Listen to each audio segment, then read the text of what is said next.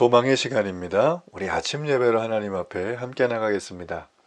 오늘은 베드로후서 3장 10절에서 18절까지의 말씀을 우리 함께 읽으시고 우리 하나님 말씀을 전하겠습니다. 그러나 주의 날이 도둑같이 오리니 그날에는 하늘이 큰 소리로 떠나가고 물질이 뜨거운 불에 풀어지고 땅과 그 중에 있는 모든 일이 드러나리로다. 이 모든 것이 이렇게 풀어지리니 너희가 어떠한 사람이 되어야 마땅하냐? 거룩한 행실과 경건함으로 하나님의 날이 임하기를 바라보고 간절히 사모하라. 그날에 하늘이 불에 타서 풀어지고 물질이 뜨거운 불에 녹아지려니와 우리는 그의 약속대로 의가 있는 곳인 새 하늘과 새 땅을 바라보도다. 그러므로 사랑하는 자들아, 너희가 이것을 바라보나니 주 앞에서 점도 없고 흠도 없이 평강 가운데서 나타나기를 힘쓰라. 또 우리 주의 오래 참으심이 구원이 될 줄로 여기라. 우리가 사랑하는 형제 바울도 그 받은 지혜대로 너희에게 이같이 썼고 또 그 모든 편지에도 이런 일에 관하여 말하였으되 그 중에 알기 어려운 것이 덜어 있으니 무식한 자들과 굳세지 못한 자들이 다른 성경과 같이 그것도 억지로 풀다가 스스로 멸망에 이르느니라. 그러므로 사랑하는 자들아, 너희가 이것을 미리 알았은즉 무법한 자들의 미혹에 이끌려 너희가 굳센 데서 떨어질까 삼가라. 오직 우리 주 곧 구주 예수 그리스도의 은혜와 그를 아는 지식에서 자라가라. 영광이 이제와 영원한 날까지 그에게 있을지어다.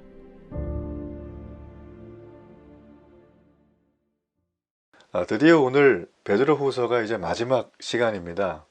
우리 베드로 전서와 후서 전체에 대한 내용을 살피면서 제가 최근에 봤던 어떤 통계조사가 굉장히 인상적으로 이 베드로 말씀을 묵상하면서 오버랩이 되었습니다. 코로나 전과 코로나 후에 이 교회를 다니다가 지금 다니지 않고 있는 비율이 좀 더 늘었습니다. 너무 안타까운 통계죠? 그런데 우리가 충분히 예측할 만한 여러 가지 이유가 있지만 그 중에 하나 아주 특이한 거는 자기가 사이비 이단에 빠졌다가 유사한 기독교라고 하는데 빠졌다가 심지어는 다 건강하고 정상적인 교단인데 복음을 얘기하지 않고 전혀 다른 성경과 다른 얘기를 전해서 거기에서 상처를 받고 교회를 지금 못 다니는 분들이 있다라는 것입니다. 참 가슴이 아파요. 예나 지금이나 뭐 처음 기독교가 생겼을 때나 예수님 당시에나 그 전에 뭐 우리 아브라함 때도 항상 이렇게 옆에 이 날파리들이 달라붙었어요. 여러분, 원래 진리 옆에는 그 진리를 시기하고 질투하고 모방하고 흉내내는 갖가지 여러 사설들이 난무합니다. 진리가 아닌 다른 종교들에는 그런 게 거의 없어요.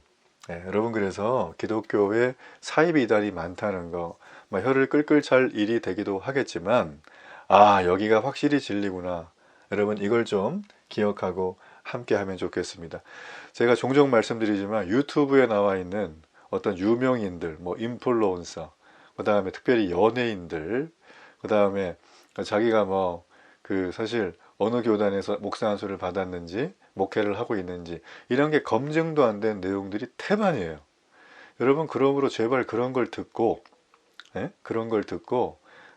정말 이 주일에 예배하면서 여러분이 섬기는 교회, 특별히 데일리 교회죠. 우리 교회는 뭐 그런 게 거의 없어요. 아예 없죠. 거의가 아니라 가셔서 막 그런 거 물어보면서 막 이렇게 할 필요가 없습니다. 뭐 질문을 할 수 있어요. 그러나 여러분, 그런 영상은 보지 마시기를 바랍니다. 어느 통계를 보니까 예전에는 주일에 본인이 섬기는 교회 목사님 설교만을 듣고 영적으로 고민이 있거나 삶의 선택의 갈림길이 있을 때 의뢰의 그 본인이 섬기는 교회 담임 목사님이나 담당 목회자를 찾아갔다 그래요. 그리고 그 말씀을 늘 묵상을 했습니다. 그런데 온라인 시대가 열리면서부터 뭐 전 세계 사람들이 수많은 교회들과 언어가 되면 많은 목회자들과 좋은 강연들이 올라오기 때문에 이걸 많이 듣고 또 오세요. 저는 그 부분에 대해서 충분히 공감하고 저도 많이 듣기 때문에 너무나 좋지만 여러분, 필터링이 약한 채 들으면 오히려 내가 가지고 있는 것조차도 헷갈릴 경우가 굉장히 많습니다. 그래서 주님이 목자에게 양의 음성을 들을 수 있는 하나님의 놀라운 은총을 주셨거든요. 그래서 우리 교회, 내가 섬기는 교회 그 담당 목회자, 담임 목사님, 그분은 여러분의 상황을 놓고 늘 기도하는 분이기 때문에 여러분의 고민을 얘기하면 우리 예수님처럼 공감하고 함께 해줄 거예요. 제가 이 얘기를 왜 길게 할까요? 오늘 본문의 마지막에 베드로가 자신의 생명뿐만 아니라 세상의 마지막을 바라보면서 이 땅의 그리스도인으로서 가져야 될 종말론적인 신앙의 좋은 모델을 보여주기 때문입니다. 오늘 여기에도 이 마지막까지 우리가 어제도 살폈던, 지난주도 살폈던 그 거짓 선지자들, 거짓 교사에 대한 내용이 나오기 때문이에요. 여러분 서신서를 다른 서신서를 볼 때에도 우리가 이 베드로 전후서를 살핀 이런 패턴이 계속 반복이 됩니다. 여러분, 반복하고 강조한다는 것은 성경이 매우 중요하게 여긴다는 얘기죠. 서신서라는 건 어떤 교리적인 측면이 아닙니다. 성도들이 일상생활에서 또 예배하며 섬기는 소위 말하면 신앙생활에서 이게 어떻게 접점을 가지고 세상에 영향을 줄 수 있는가에 대한 부분을 아주 리얼한 문체로 쓴 거예요. 그렇기 때문에 여러분, 우리가 서신서를 볼 때는 이거는 굉장히 딱딱한 어떤 아직 익지 않은 감자 같은 느낌이 아니라 아주 잘 익어서 김이 모락모락 나는 고구마 감자다, 이렇게 보시고 섭취를 하시면 여러분의 문제들, 여러분이 영적으로 힘이 없고 여러 많은 세상의 유혹에 내 삶과 영혼이 많이 무너져 있어도 벌떡 일어날 수 있는 은혜의 재료들입니다. 여러분, 그래서 서신서를 그렇게 좀 보시면 좋겠어요. 자, 그래서 이 베드로는 오늘 이 마지막 얘기에서 굉장히 중요한 얘기를 하나 하죠. 자, 10절에 보세요. 그러나 주의 날이 도둑같이 오리니, 이렇게 되어 있습니다. 자, 베드로는 지금 말합니다. 분명한 게 하나 있는데 개인의 마지막 종말이든 온 세계의 마지막 종말이든 간에 그날은 도둑같이 임한다는 거예요. 베드로는 사람이 전혀 생각하지 못한 때 반드시 주님이 재림하신다고, 그리고 어떻게 합니까? 이 땅을 심판하실 것이다. 자, 이어서 말씀을 보면 너희가 어떠한 사람이 되어야 마땅하냐? 거룩한 행실과 경건함으로, 이렇게 되어져 있어요. 근데 그 사이에 10절 중반절과 11절 상반절에 보면 그날에는 하늘이 큰 소리로 떠나가고 물질이 뜨거운 불에 풀어지고 땅과 그 중에 있는 모든 일이 드러나리로다. 이 모든 것이 이렇게 풀어지리니. 자, 되게 무서운 얘기입니다. 예수님 초림하셨을 때 소수의 사람들에게만 알렸었죠. 그러나 다시 오실 때는 온하늘과 이 땅에 있는 모든 사람들이 거대한 주님의 임하심을 직접 경험할 거예요.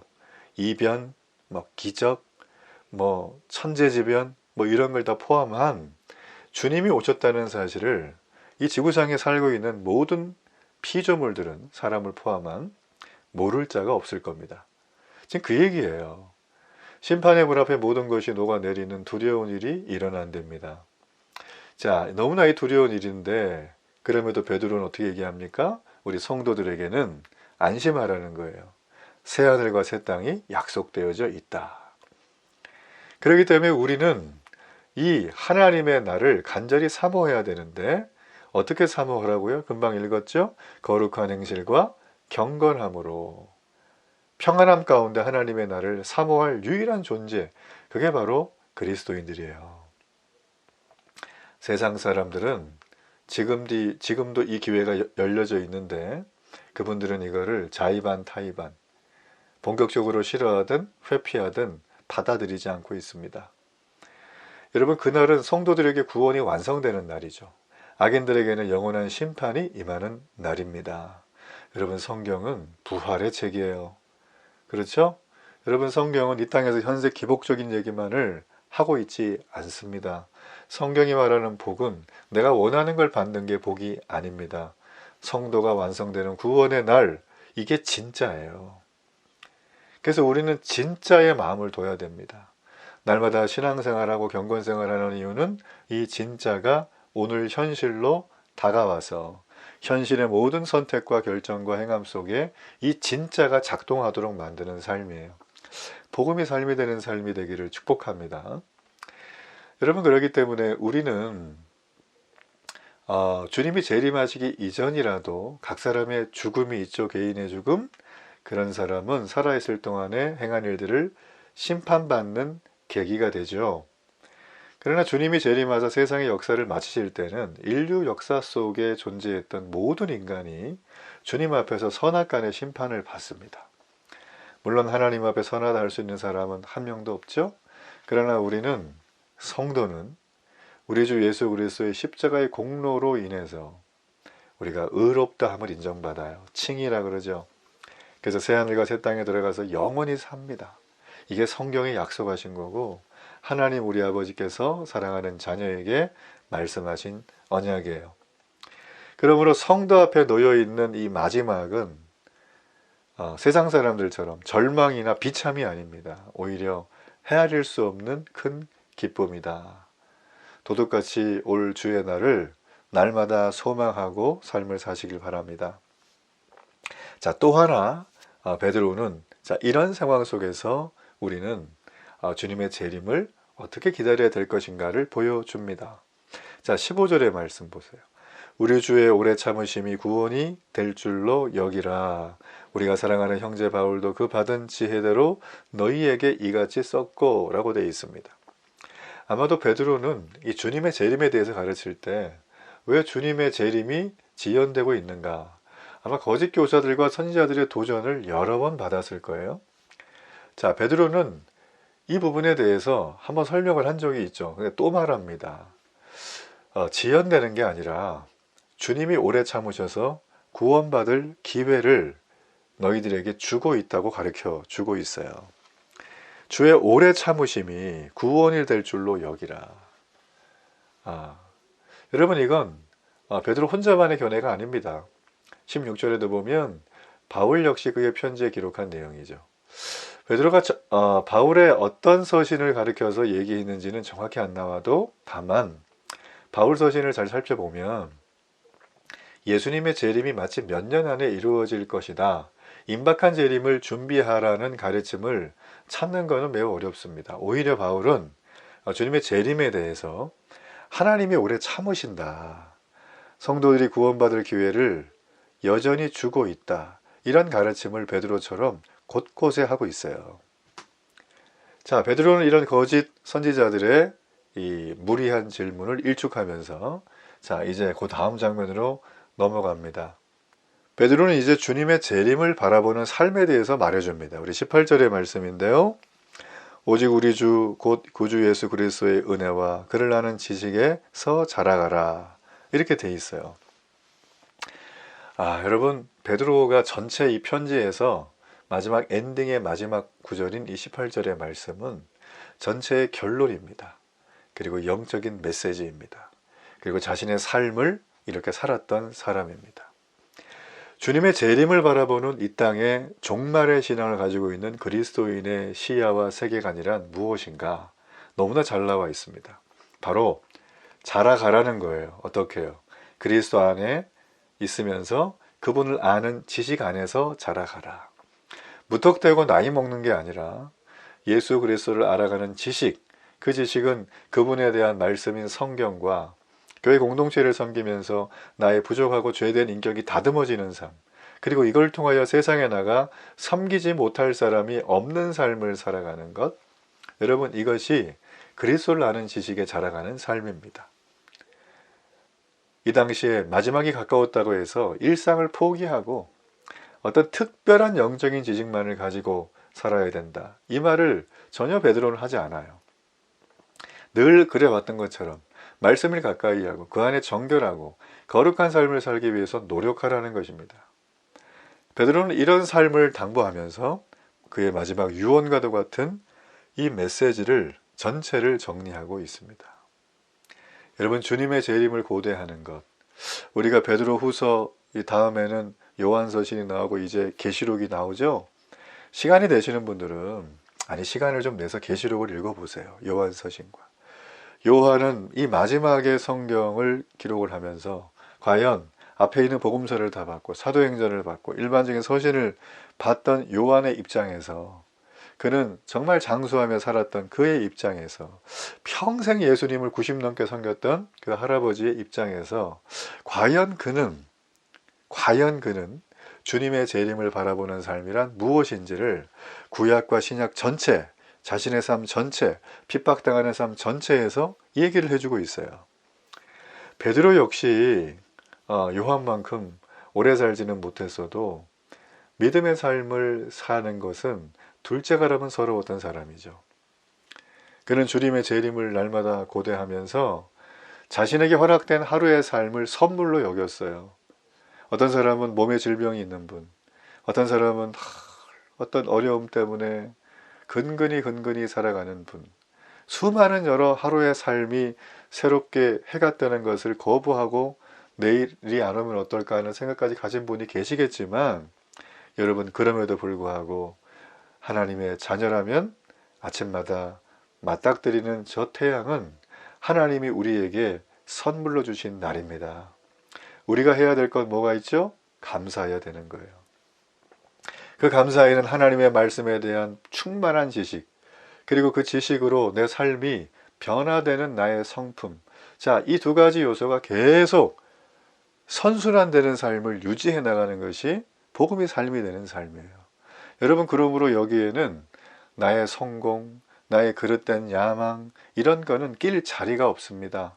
세상에서 비교하고 경쟁하고 평가절하하고 품질을 차이나게 만들고 너는 이거 했다 저거 했다 늘 이렇게 우리를 내몰지만, 여러분, 우리의 삶은 그것이 목적이 아니라 이거라는 거죠. 이걸 하기 위해서 그런 게 필요한 거예요.